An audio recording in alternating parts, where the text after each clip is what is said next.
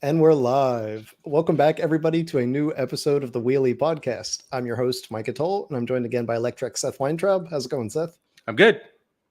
Awesome. And we've got a bunch of diverse stories to cover this week. All sorts of things. Lectric launched their new Lectric XP Lite 2.0 electric bike, which comes with some awesome features for a crazy good price. We're going to look at an 80-mile-per-hour military grade electric bike, whatever that means. We'll find that out soon. We were at Micromobility Europe's show where we saw a bunch of things, hydrogen bikes, new e-scooters, a bunch of interesting stuff we'll cover. Paris cleaned up 40% of their air pollution with what we call the one simple trick. So we'll figure out what that was. We also tested out a really interesting Chinese electric farm truck. It might sound weird to talk about a farm truck on a micromobility podcast, but you'll see why. It's definitely not what we think of as a truck in the West. So where are we going to start with here this week, Seth? All right. Lectric XP Lite 2.0 unveiled. And we had in our last podcast, CEO of Electrek. So you can see how they make that mistake. But unveiled is, so we had him on. He kind of hinted at this. So this is the $799 best bang for your buck folding electric bike. Yeah, after the hints he dropped, I don't think we were surprised to see the XP Lite get a refresh as the 2.0 here. But some of the specs and the price, I would say, are pretty surprising. So some of the things that stayed the same, the basic performance is still there. It's a Class 2 e-bike, 20 miles per hour. It's got a throttle, single speed, and still pretty lightweight. It's about 49 pounds, which, that's not a light bike, but by e-bike standards is actually kind of lightweight, especially for a folder because they've got, some extra hardware. But the value here, when you consider that $799, I mean, it's incredible. Some of the upgrades include hydraulic disc brakes now, so you never have to worry about those cables stretching on you, which, for a lot of people that are looking for like a simple single speed bike, they don't want to keep up with that maintenance. And then there is a Gates carbon drive option if you want a belt drive. It is $100 more, so boosts the price up to $899. But for $900, a Gates belt drive and hydraulic brakes is kind of incredible when you think of it. And then in sort of like wait, there's more fashion, there's another upgrade you can do for another $200. You can basically double the battery from it's 48 7.5 amp hours, I think, up to like 14 something amp hours. So you get almost double the range. They say from like 45 miles to 80 miles. That is the pedal assist range. On throttle, you figure probably about half that or so. But it's pretty cool that you can sort of dial in exactly how much performance you want. Do you want the long range battery? Do you want the belt drive? Are those things worth an extra $100-$200 for you? Or you could just go with the, base model, which for $800 is a pretty awesome bike. To me, I just think that, if you're really on a tight budget, but you don't want to get one of these sort of like no name Amazon bikes that, you've never heard of and you don't know if the company will be there, well, this is a good way to go about it.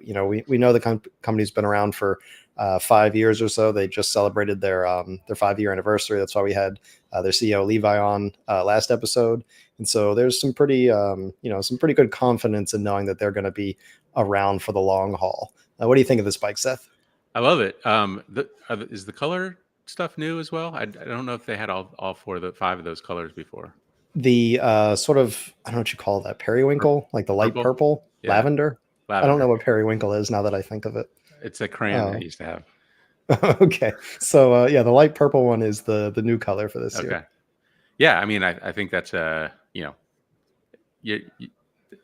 not for everybody, but certainly some people will enjoy that color. I like that the fact that they're, because of their scale, they're able to kind of push out more colorway options, making more unique bikes. The $799 price point is huge, obviously. As we were saying with Levi, like, they're kind of unstoppable. There's nothing else in the $800 price range from a company that is going to be around. And it sounds like they're doing pretty well overall. I just think they kind of hit it out of the park here. Um, like, would I recommend this to somebody who said, I have a $2,000 budget. I want, a smooth, maybe a mid drive kind of option? No, but like, if you tell me you want to spend under $1,000, and this is kind of everything, really, really. I mean, it's like everything you could ask for in a sub $1,000 bike. Don't go on Amazon and get, sorry to ant you or whatever, but don't get that bike. Get this bike. This is going to be much better. I love, the picture on the left that, if for those watching, it's 50 pounds. Obviously not everybody can just throw 50 pounds under their arm, but that makes putting it in the back of the car pretty easy, carrying it around pretty easy. If you're on the second floor walk up, makes it a little bit easier to get the bike up the stairs. So I think this is just like, it hits a lot of spots, and I feel like this is like going to be the hit bike. Like, this is going to be, I don't want to get too, out of my head on this, but like, this is the kind of thing that could be a mainstream thing where like, this is where e-bikes go mainstream. And, if they sold them at like, Costco or Walmart or whatever for the same price, I feel like they would sell a lot of them.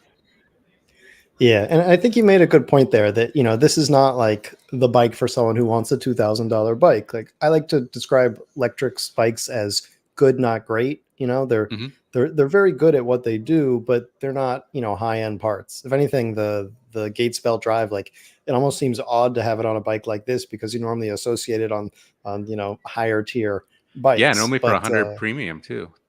yeah, definitely. And so, like, if you're looking for something that, you're going to use every day for years, like, over time, this is going to show its age quicker, like, at least because it's a single speed, you don't have to worry about like a cheap derailleur.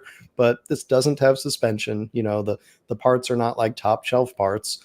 I love But that they forego the suspension on this. Like, why put yeah, cheap suspension on something like this? yeah, exactly. I mean, it's a series of compromises, but they're the right compromises for a lot of people. Right. So yeah, I agree with you that this could be the thing that, just really opens it up to so many people. Now, the 1.0 was also at this price point, but now that you add things like the hydraulic brakes, even like, I think they switched from knobby tires to urban tires, which makes perfect sense to me. Yep. I don't know Same. why they would have had like, it wasn't like an off-road or trail bike before, so this Right. just makes more sense. But to me, this just checks so many boxes for so many people. Yeah, and a color, like I said before, like black, white, tan, blue, all good colors. I think like everything about this. We got a review lined up? Yeah, so they're supposed to ship in, I think, mid-July. So they should have a bunch of bikes soon, and we'll definitely be sure to get a review out ASAP. Awesome. All right, let's move on here. Why more American teenagers are rejecting driver's license in favor of e-bikes? Just a note, I sent this to my son. No response. so so not all of them, you're saying. Yeah. Okay, so though I will be interested in his perspective, but Yeah.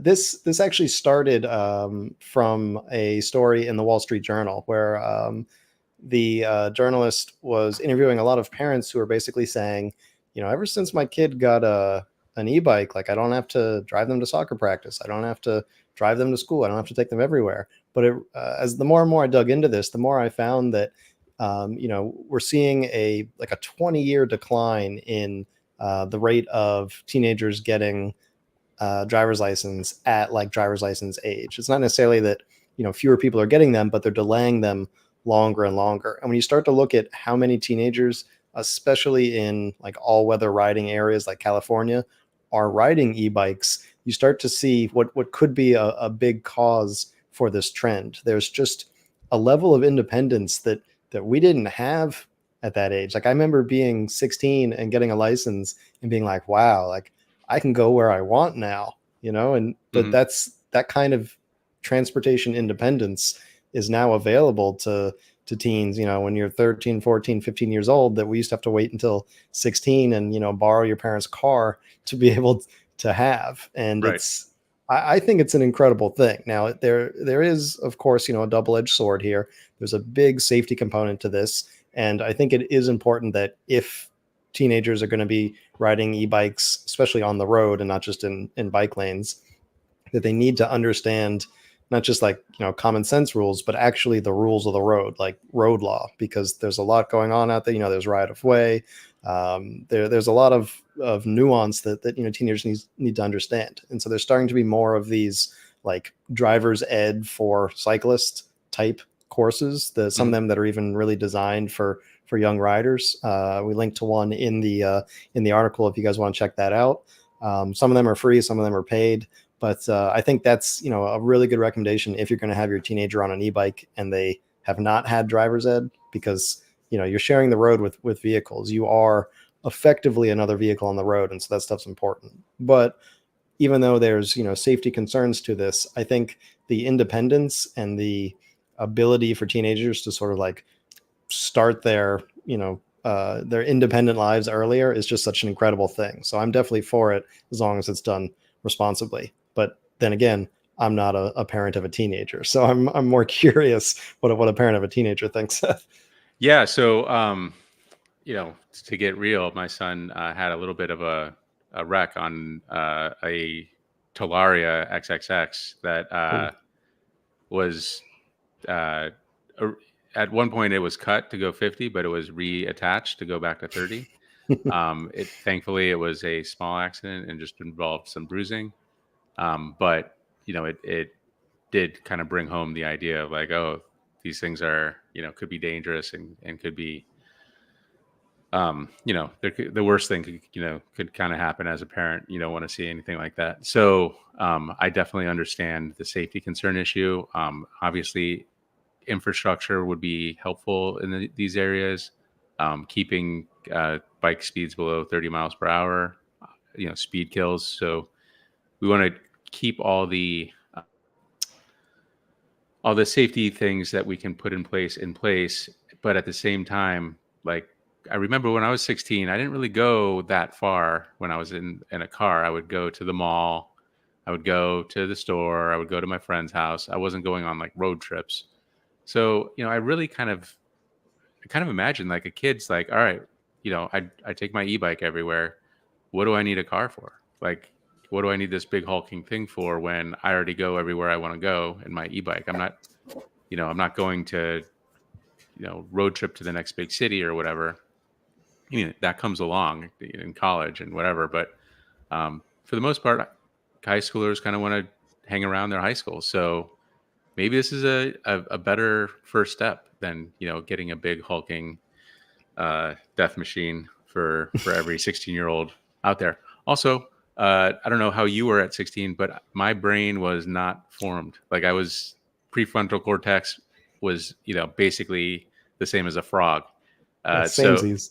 yeah, so I was making bad decisions left and right. And I feel like making a bad decision on a 25 mile per hour e-bike versus a 70 mile per hour car, I feel like I would prefer the bike every time. So, um, that's kind of where we're at. I agree. Like, I think this is a great thing. Hopefully, more people kind of feel the same way. Yeah, absolutely. I think it also kind of opens up more of the idea of third spaces for Yes. teenagers, that, places where there's nowhere really for you to go and hang out, where, like teens would be accused of loitering. But Right. now, like, you can ride around with your friends. And I see that a lot, actually, sort of groups of teenagers just riding around as a social thing to do. Right. And then they can all just go somewhere and meet up.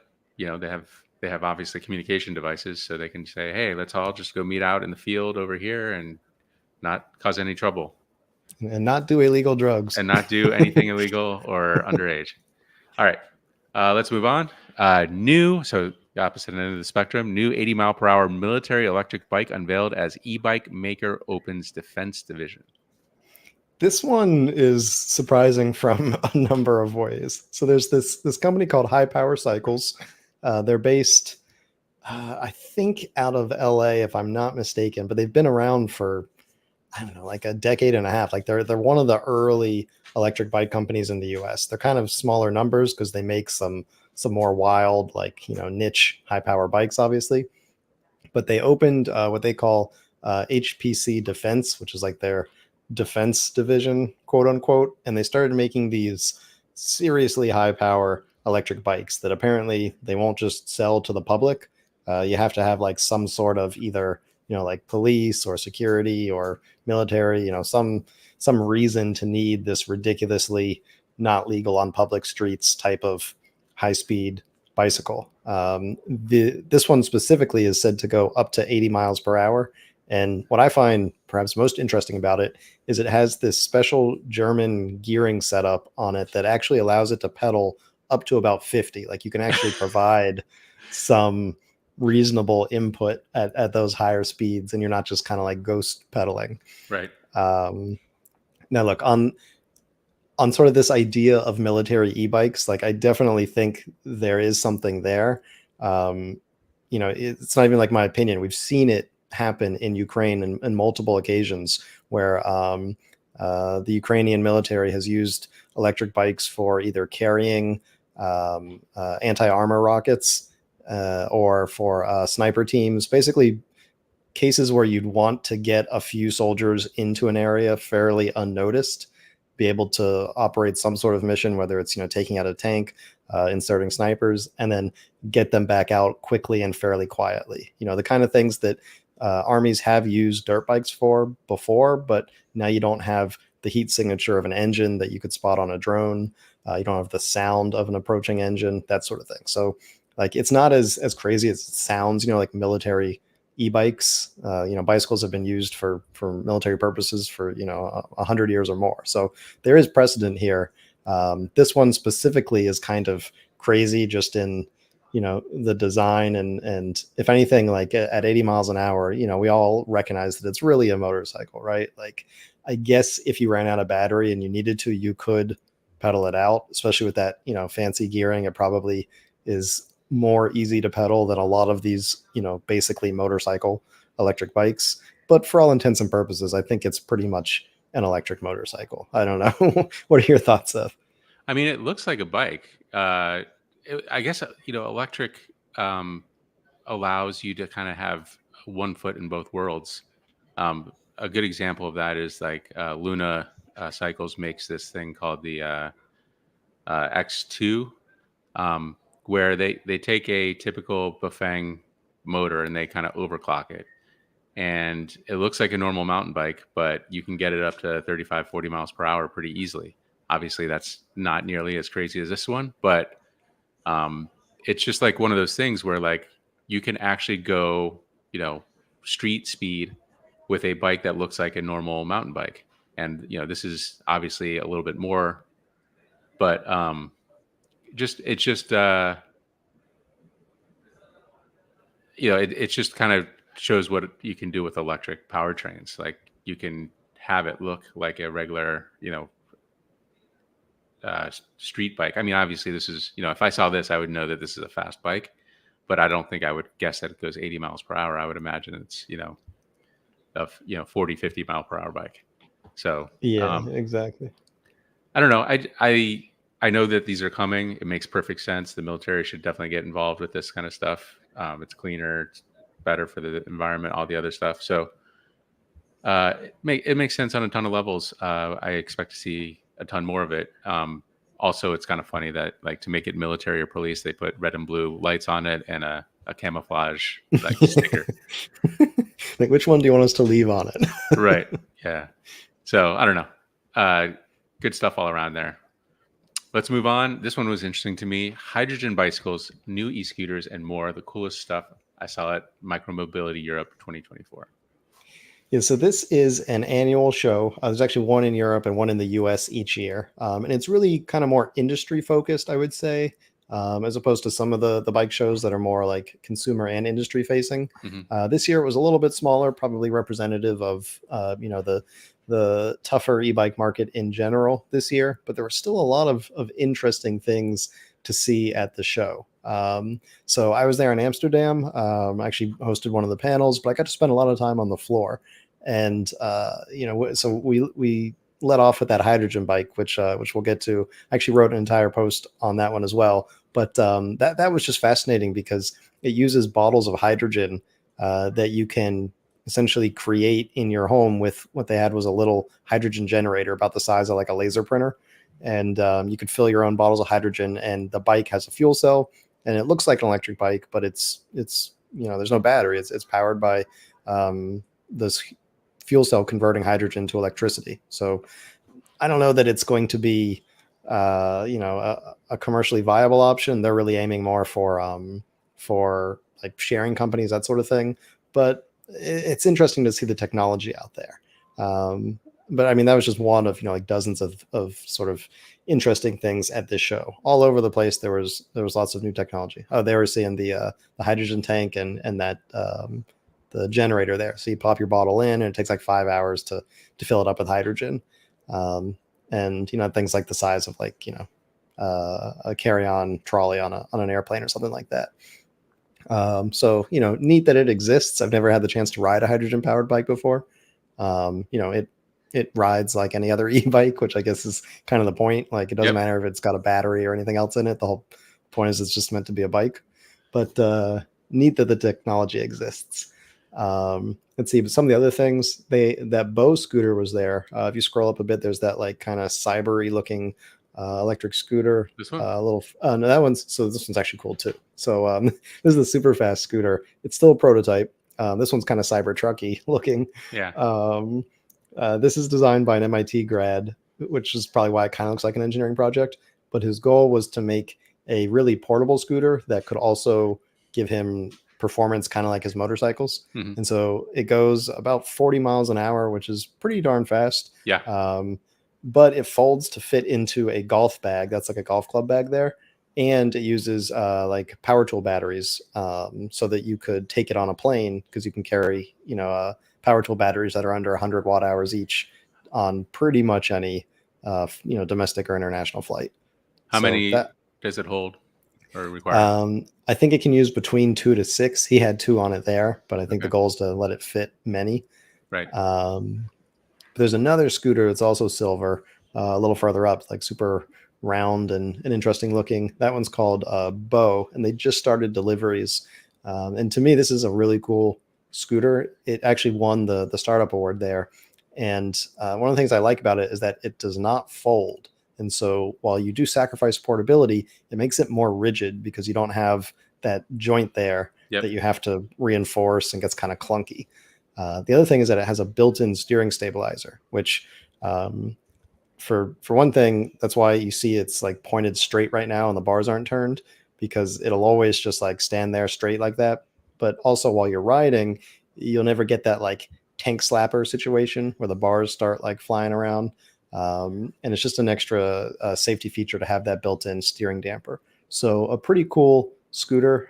Right now, it's only available in Europe, I believe. I don't think they're bringing it to the US yet. It's a UK based company, but hopefully they will eventually, because I think it's a pretty slick looking design, and there's some cool technology in it to back up that nice looking design.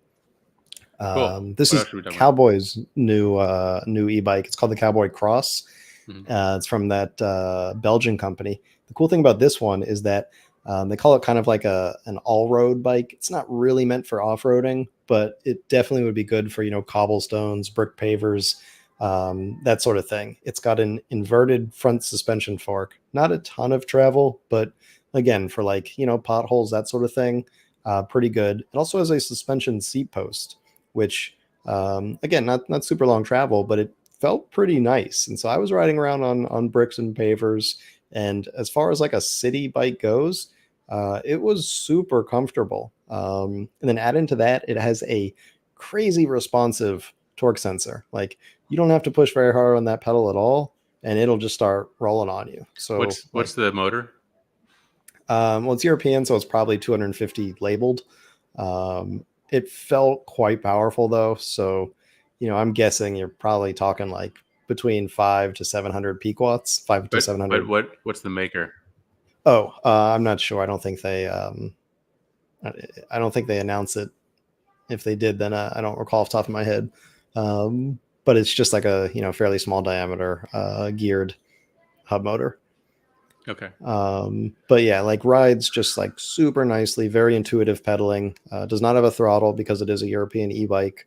Also, it is limited to 25 kilometers per hour, which is 15 and a half miles an hour. So, unfortunately, it's got the downsides of European bikes, but playing within the rules, it rides super nicely. It's Nice. also super expensive though. It's Cowboy. on sale for 3,500 euros, but it will eventually go back to its MSRP of 39.99, which it's a lot for a bike. Hmm. Super nice, but it's a lot. So yeah, there were definitely some really interesting things. Let's see if there's anything else that jumps out. This one's kind of cool. Luna Systems, not to be Uh-oh. confused with Luna Cycle. Um, yeah, it's a lot of Luna based names out there, but this is like totally different. They don't build bikes or scooters. What they create are camera systems for them. And they've been working just with sharing companies. Like you see one on a dot scooter there that helps the sharing companies figure out like, who's riding on sidewalks, who's, doing things they shouldn't. But they just unveiled their first consumer facing product, which is basically a rear view camera and active warning system for cyclists. So it's watching behind you and it'll let you know if a car's coming up too close to you, they're going to pass you in an unsafe way. And if you opt into the data sharing, then you can share data with other people in your city and it creates basically a map of which are the more dangerous roads, where do cars pass cyclists, much closer, and where is a sort of safer path to take. So, really cool that they're working on that kind of stuff and they're applying their sort of like commercial experience to a consumer product. All right. What's the flit? This one was actually really neat too. This is another British company, a lot of British companies there. And this is kind of like, I called it the bike that Brompton should have made. Oh, Brompton is, of course, like a famous folding bike company, and it's like iconic in folding bikes. They've done an amazing job. But when they went electric, they just sort of threw like a conversion kit on it and put the battery in like a lunchbox on the front. And so Flit folds up to almost the same size, a little bit bigger, but it's designed from the beginning to be an e-bike. So, it's got the enclosed battery, but you can slide the battery right out of the back of the bike if you take the seat out. So it's got a removable battery. The motor's in the rear wheel instead of the front like Brompton.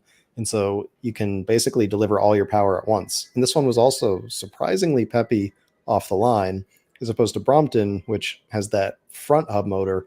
And so they really lower the throttle or not throttle ramping, but the pedal assist power ramping, because otherwise, if you give too much power on that front wheel, it's going to start spinning, especially with such a small 16-inch tire. So, Brompton, like, I mean, they've done an amazing job. They've been around for decades, awesome bikes. But when they went electric, they made some compromises, and I think Flit sort of solves those compromises. hmm. And it does it in a package that's almost as small, which is really Brompton's like, claim to fame is that they've Yep. got that super tiny folding package. Oh, the other cool thing about the Flit is that when it's folded, it rolls on its actual bike wheels. It doesn't need that like little set of rolling wheels that the Brompton uses on the fender. So, you can roll it over bigger bumps without the little tiny plastic wheels getting caught Yeah, on that things. that never made sense to me. I don't know why they didn't use the regular wheels for that. Um, yeah. Yeah, so I think it has something to do with the fender. You can see the rear fender on this one. It looks really funky. Hmm. So to allow it to roll on its wheels, they had to have that fender kind of like slide into itself. So it's like telescoping, and then Interesting. you got to fold it back out once And you unfold and the bike. and you rode it? Did it feel pretty solid? Yeah, I rode this one only for like a minute or two in the parking lot, but Hmm. I really liked it. It felt great. Surprisingly powerful for such a tiny little motor. Um, and yeah, I mean, I think it's like 2,500 euros. So again, not cheap, but those tiny folding bikes take a lot of engineering, and Yeah. so they're making back their R&D costs there. Nice. All right, let's move on. The one simple trick Paris used to reduce air pollution 40% ahead of the Olympics. Yeah, so the one simple trick here is basically kicking out cars. Not kicking them out, but like encouraging people to use them less and not in the city center. So Paris, about like 10 years ago or so, elected a new mayor, Anne Hidalgo, who has been like super bike friendly and basically super walkable city. So, making Paris a better place to get around and not clogged by traffic. And so she's overseen a number of initiatives. One of the most famous is closing off much of the center of Paris to cars, making it a much more bike friendly, pedestrian friendly area.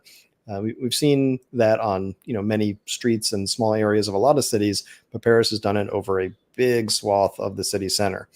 They've also uh, imposed, was it like 300% higher parking fees for SUVs and large vehicles.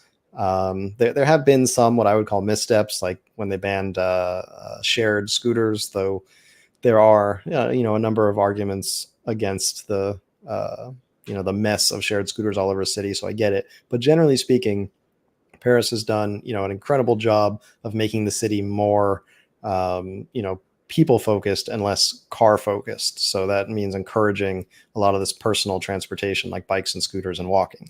And in the last 10 years or so, the city has now seen a 40% reduction in particulates and in their air pollution, which is incredible. I mean, you were there. When were you living there, Seth?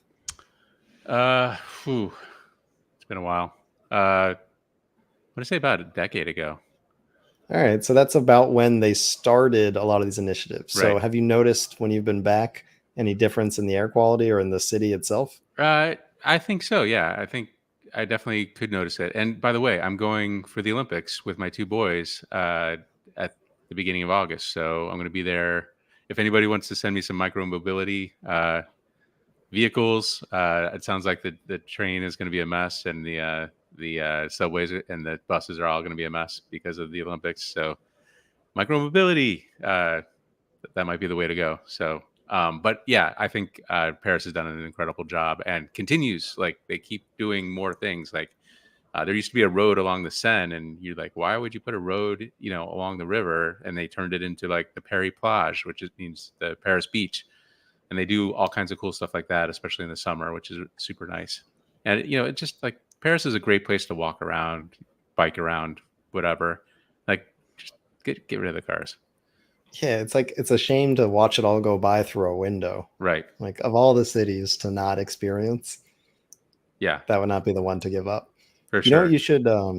Your kids might be a bit like too big for this, but if you had one of those Bachfiets, like the Dutch, like bathtub in the front bikes. Oh yeah, they're too big. Um, My older son is taller than me, so oh maybe yeah. I'll be at the front. So you yeah.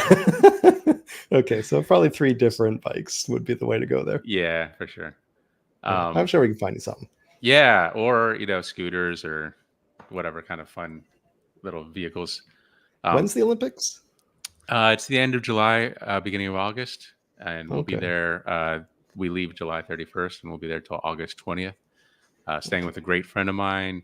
Going to see some Olympic events, and hopefully just have a great time in Paris. I mean, August Olympics, probably going to be a little crowded, but you know, we'll have a good time. Yeah, I'm excited for the I biked around Paris through the Summer Olympics article. Yep. Oh, there's going to be probably a few of those. I escaped the mayhem of you know The the crush. the subway, yeah, or the metro. All right, last story. Or are we going to talk about Rad later? Yeah, we Okay. can go through that as well. All right. So China's electric farm trucks are very different than ours. I went there to see how. So this is a bit bittersweet. It's the last of my China series from when I went to China to experience their micromobility, and this is a really cool way to finish it up because these are what are effectively Chinese farm trucks. So they're usually three-wheeled electric vehicles, and they have sort of a motorcycle front and a pickup truck rear. So if you know of like a tuk-tuks from like Thailand or India, that sort of thing, or rickshaws, that's kind of the setup that we have here. Specifically, I went and visited a company called Wuzheng, who is one of the larger manufacturers of these vehicles in China. They make something like 2 to 300,000 of these things a year, and so I got to see everything, like how they start from basically the bare metal making these things They go through every step in their factory, through metal forming, coating, painting, all the way up through final assembly. They've got two different assembly lines there. One is set up for their enclosed cabin ones. So they've actually got, like a typical car. You've got doors and windows and fans and AC if you want to add it. And then a separate line for their open vehicles, which are lower cost. It's basically like a bench seat attached to a motorcycle front end. The interesting thing is that the enclosed ones have steering wheels, which is kind of weird because you're so used to like handlebars, especially in something that has a single wheel up front, that it's almost strange to get in and find a steering wheel there. But it really does feel kind of like a truck in that sense. Like you get in a cabin, you close the door, you roll up the window, and then you drive away with the steering wheel. It just, from the outside, it starts to look kind of funny again if you're not used to this.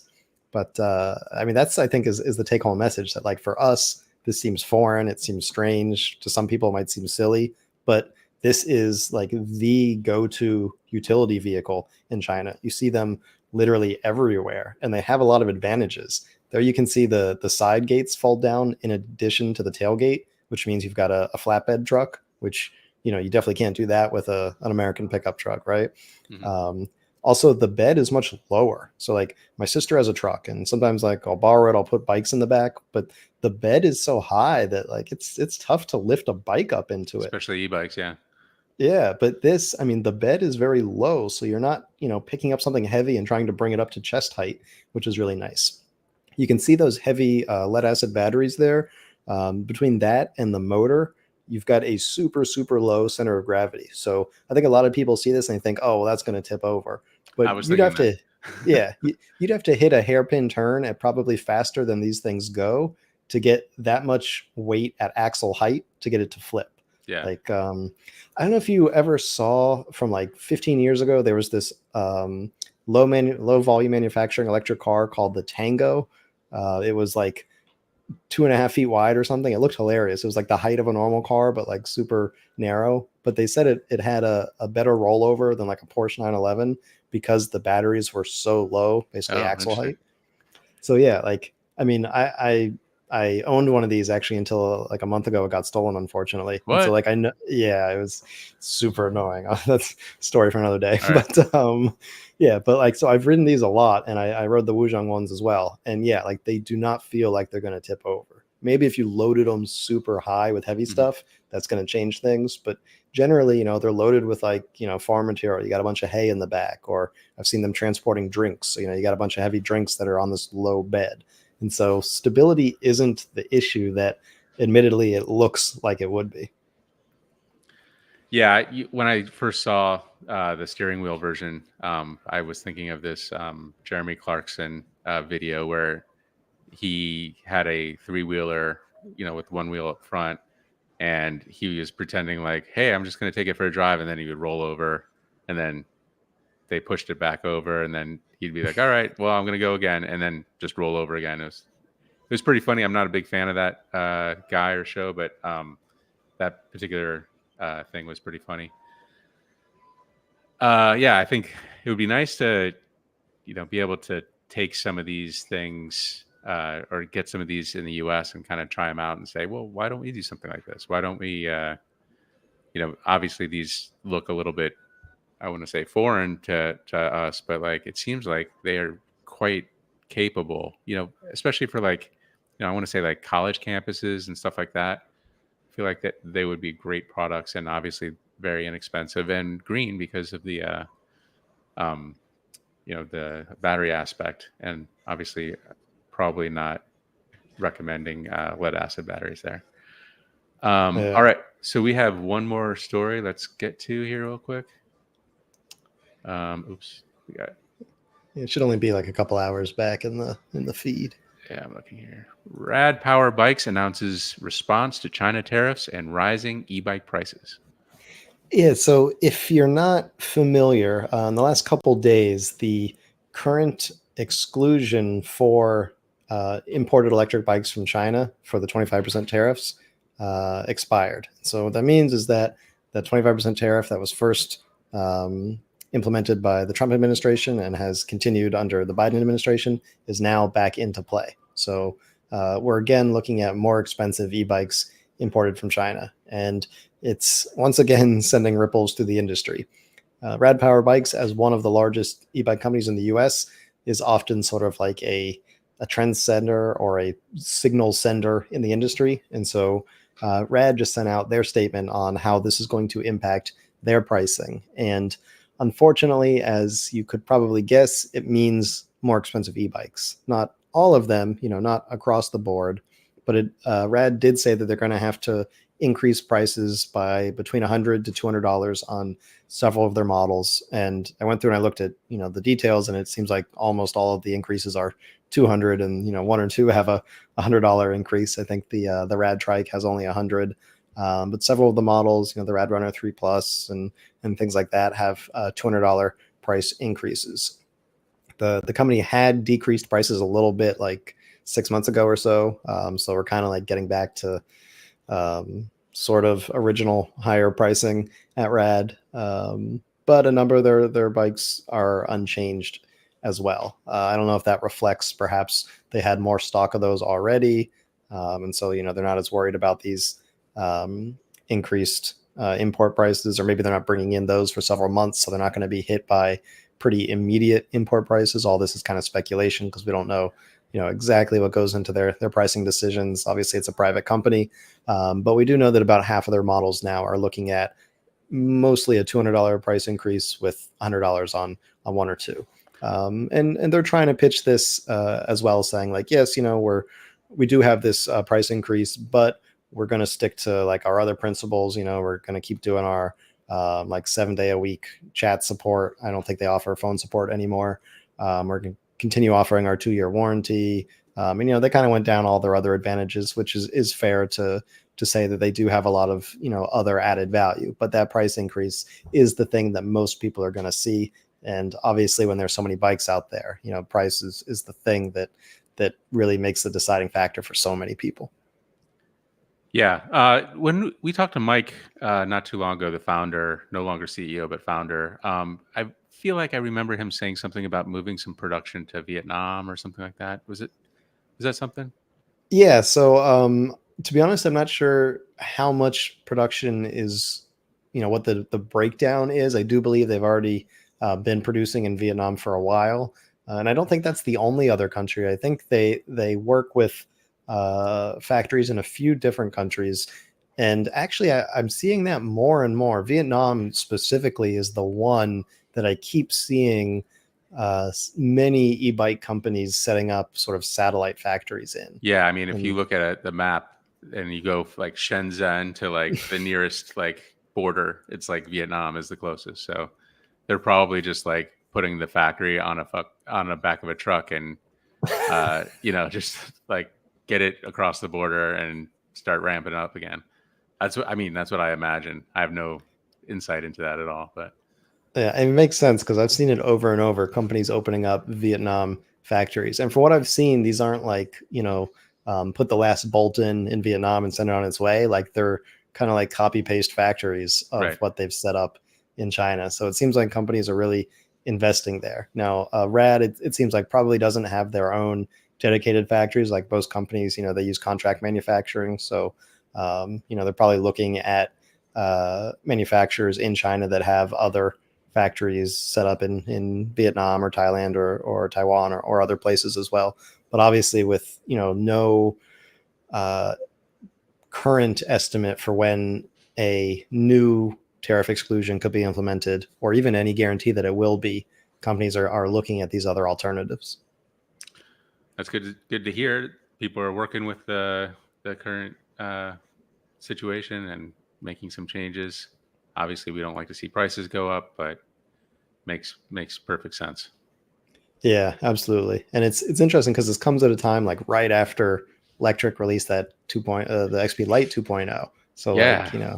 I'm a little worried about that one though. It seemed like when we were talking to Levi that he wasn't too worried. So I don't know if he's just, you know, brash and optimistic, or if that one would have to see a price increase in the future, already being so affordable. Yeah, I agree. I don't know how they do it, to be honest with you. Like he told us how he did it with scale and low overhead and all the other stuff. I s- Still seems like, well, why doesn't everybody just have scale and low overhead. I mean, scale obviously you got to build, but they built that company in 5 years. Yeah, absolutely. Well, fingers crossed that those prices stay low as well. For sure. All right. All right. Well, I think Not that's it much from for the us. comments today. We got some complaints about Fred, but I think we'll save those for later today. Yeah, that'll be on the next podcast coming Yeah. up soon, right? Yep. All right. Well, thank you everybody for tuning in. Until next time, we'll be back in another 2 weeks with another episode of the Wheelie Podcast. See you next time, everyone.